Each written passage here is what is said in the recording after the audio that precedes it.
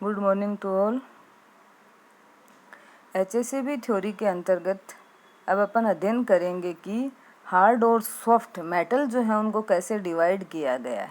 तो Orleans, Chatt और Davies ने 1958 में धातु आयनों को दो भागों में डिवाइड किया, क्लास ए और क्लास बी, यानी जो भी मेटल्स हैं उनकी दो क्लास बनाई गई, ए और बी। ए क्लास में वे मेटल रखे गए जिनकी डेंसिटी कम होती हैं, जो लाइट होते हैं, जबकि बी में वे हैं जो भारी हैं, यानी जो हैवी मेटल हैं और जिनकी डेंसिटी क्या है, हाई है।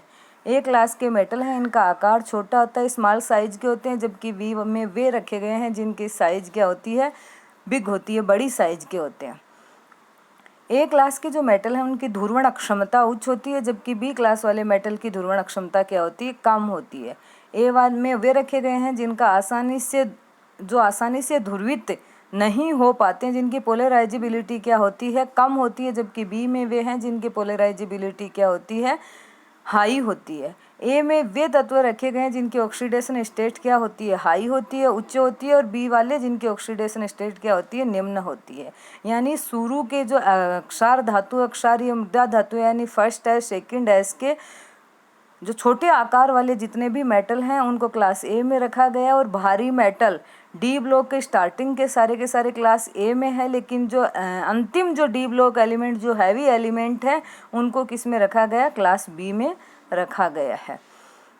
वर्ग क्लास ए और क्लास बी के धातु हैं वो लिगेंड के व्यवहार के आधार पर, यानी ए के जो एलिमेंट हैं वो लिगेंड के साथ कैसा व्यवहार करते हैं, बी के जो एलिमेंट है वो लिगेंड के साथ कैसा व्यवहार है, उसके आधार पर ऑरलैंड, चैट और डेविस ने लिगेंड को भी दो कैटेगरी में डिवाइड किया गया है, क्लास ए और क्लास बी। क्लास ए में उन लिगेंड को रखा गया है जो लिगेंड क्लास बी के मेटल के साथ प्रायोरिटी रखते हैं, बॉन्डिंग की, बॉन्ड बनाने की प्रायोरिटी रखते हैं, यानी कॉम्प्लेक्स कंपाउंड जब बनाते हैं तो ए क्लास में वे लिगेंड रखे गए हैं जो ए क्लास के मेटल के साथ मजबूत स्ट्रॉन्ग बॉन्ड बनाते हैं, और बी क्लास में उन लिगेंड को रखा गया है जो बी क्लास के मेटल के साथ स्ट्रॉन्ग बॉन्ड बनाता है। अब ये दिखाया गया है यहाँ पे order of ligand reactions with class A और क्लास बी। जो हेलोजन वर्ग है, ऑक्सीजन वर्ग है, नाइट्रोजन वर्ग है, यानी ये जो ऑक्सीजन, हेलोजन, नाइट्रोजन जो फैमिली है उनकी क्लास ए के साथ रिएक्शन का ऑर्डर और क्लास बी के साथ रिएक्शन का ये ऑर्डर दिखाया गया है।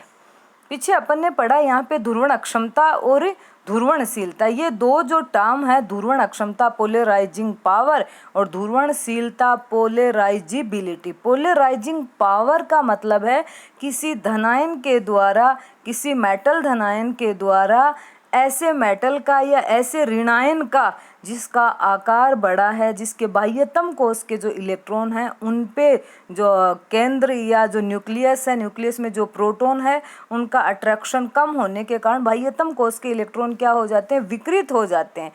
तो ये विकृत होने की प्रवृत्ति तो है ध्रुवणशीलता पोलराइजिबिलिटी, और विकृत करने की जो प्रवृत्ति है वो क्या है, पोलराइजिंग पावर या ध्रुवण क्षमता।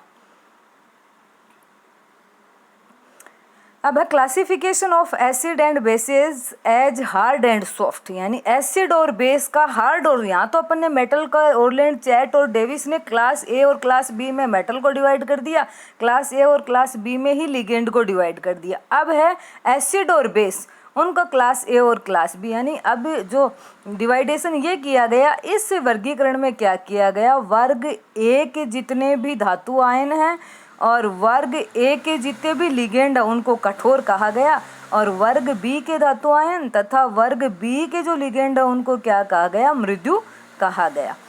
अब कोई लिगेंड कठोर है या मृदु, इसके लिए रेफरेंस के रूप में कठोरता का मापन किया जाता है प्रोटॉन के द्वारा, और मृदुता का मापन किया जाता है मैथिल मरकरी धनायन के द्वारा। जो मैथिल मरकरी धनायन के साथ अभिक्रिया करने की प्रवृत्ति रखेगा वो होगा सॉफ्ट होगा, उसकी नेचर, उस जैसे मैथिल मरकरी धनायन एक अम्ल है, उस अम्ल के साथ रिएक्शन करने वाले बेस की प्रवृत्ति कैसी होगी, सॉफ्ट होगी, जबकि प्रोटॉन जो कि एक हार्ड एसिड है उसके साथ रिएक्शन करने वाले बेस की नेचर क्या होगी, हार्ड होगी। तो ये दो रिएक्शंस दी गई हैं। फर्स्ट में सामने आप देख रहे हो प्रतीप दिशा में जा रहा है, बैकवर्ड जा रहा है, इसका मतलब जो मैथिल मरकरी बोरोन जो पॉजिटिव आयन है ये प्रोटॉन के साथ रिएक्शन को प्रायोरिटी दे रहा है। इसका मतलब ये कैसा है, कठोर है, हार्ड क्षार है। और मैथिल मरकरी जो कि मृदु है उसके साथ ये BH+ ये भी क्या है, कठोर है। क्योंकि अगर ये मृदु होता है इधर वाला तो ये मृदु मृदु रिएक्शन है, या तो हार्ड रिएक्शन होती है या सॉफ्ट रिएक्शन होती है। हार्ड सॉफ्ट हार्ड, यानी हार्ड एसिड है वो हार्ड बेस के साथ रिएक्शन करेगा, सॉफ्ट एसिड है वो सॉफ्ट बेस के साथ रिएक्शन करेगा। अब इसको आप कैसे भी अल्टरनेट ले सकते हो, एक दोनों या तो हार्ड होंगे हार्ड एसिड और बेस, या दोनों क्या होंगे, सॉफ्ट। ये नहीं होगा कि एक हार्ड है और एक सॉफ्ट। हार्ड सॉफ्ट के बीच जो रिएक्शन होगी उससे बनने वाला कंपाउंड क्या होगा, अनस्टेबल होगा। तो यहाँ पे फर्स्ट में देख रहे हैं कि प्रोटॉन के साथ है वो CH3Hg+ रिएक्शन कर रहा है, बैकवर्ड जा रहा है। इसका मतलब ये हार्ड के साथ रिएक्शन करने के कारण हार्ड नेचर का है। सेकंड वाली रिएक्शन में साम्य है वो फॉरवर्ड डायरेक्शन के अंदर है, मैथिल मरकरी धनायन जो कि एक मृदु अम्ल है। तो यहाँ पे BH है वो एक मृदु क्षार है। अब इन तुलनाओं में मैथिल मरकरी धनायन को ही लिया जाता है। इसका कारण ये है कि यह प्रोटॉन की भांति मोनोवैलेंट होने के कारण इसका उपयोग है वो इजी है और किसी साम्य के उपचार की व्याख्या सरलता से की जा सकती है। अब है पियर्सन की hard soft acid base concept. Hard soft acid base concept Pearson के द्वारा 1963 में दी गई। क्लास ए वर्ग के समस्त सदस्यों को कठोर कहा पियर्सन ने, और क्लास बी के समस्त सदस्यों को क्या कहा, मृदु कहा। पियर्सन ने क्लास ए के मेटल और क्लास ए के लिगेंड को क्या कहा, कठोर हार्ड एसिड और हार्ड बेस कहा, जबकि क्लास बी के मेटल और क्लास बी के लिगेंड को सॉफ्ट बेस कहा गया। अब सामान्य अम्ल क्षार अभिक्रिया ए और बी के बीच हो रही है। ए जो कि एक लुईस एसिड है जो इलेक्ट्रॉन ग्राही है, इलेक्ट्रॉन एक्सेप्टर है, जैसे कि कॉम्प्लेक्स कंपाउंड में सेंट्रल मेटल एटम होता है। लुईस बेस जो कि एक इलेक्ट्रॉन डोनर है, ये जो कॉम्प्लेक्स कंपाउंड में होने वाली रिएक्शंस में एज ए लिगेंड की भांति व्यवहार कर रहा है। तो अम्ल और क्षार के बीच अभिक्रिया से ये कॉम्प्लेक्स बन गया। अब अम्ल और क्षार, अम्ल भी दो प्रकार के हार्ड एंड सॉफ्ट, क्षारक भी दो प्रकार के हार्ड एंड सॉफ्ट। तो ये पियर्सन्स ने क्लासिफिकेशन किया, एसिड और बेस दोनों हार्ड एसिड, सॉफ्ट एसिड और हार्ड बेस, सॉफ्ट बेस। अब एसिड का सबसे पहले क्लासिफिकेशन किया गया। उन्होंने हार्ड सॉफ्ट के साथ साथ बॉर्डर लाइन भी लिए हैं, जो क्या है, डिपेंड करता है कि उन सेंट्रल मेटल एटम के साथ अगर हार्ड लिगेंड जुड़ता है तो वो हार्ड की भांति व्यवहार करने लगते हैं, और उनके साथ अगर सॉफ्ट सिम्बायोसिस के द्वारा अगर उनके साथ जुड़ने वाले सारे लिगेंड कैसे होंगे, सॉफ्ट होंगे, तो वो भी कैसे नेचर में आ जाएंगे, सॉफ्ट में। वो आते हैं बॉर्डर लाइन में। ये एग्जाम्पल दिखाए गए हैं। अब इसमें कहा गया, बताया कि मृदु अम्ल सॉफ्ट एसिड वे हैं जिनके पास ऐसा इलेक्ट्रॉन ग्राही है, ऐसा इलेक्ट्रॉन एक्सेप्टर है जिसका आकार कैसा है, बड़ा। मृदु वो होगा जिसका आकार बड़ा होगा, धनावेश यानी पॉजिटिव चार्ज क्या होगा, लो होगा, चार्ज डेंसिटी क्या होगी, कम होगी, जिसके पास संयोजकता कोष में वैलेंस सेल में नॉन बॉन्डिंग p और d इलेक्ट्रॉन युग्म होंगे।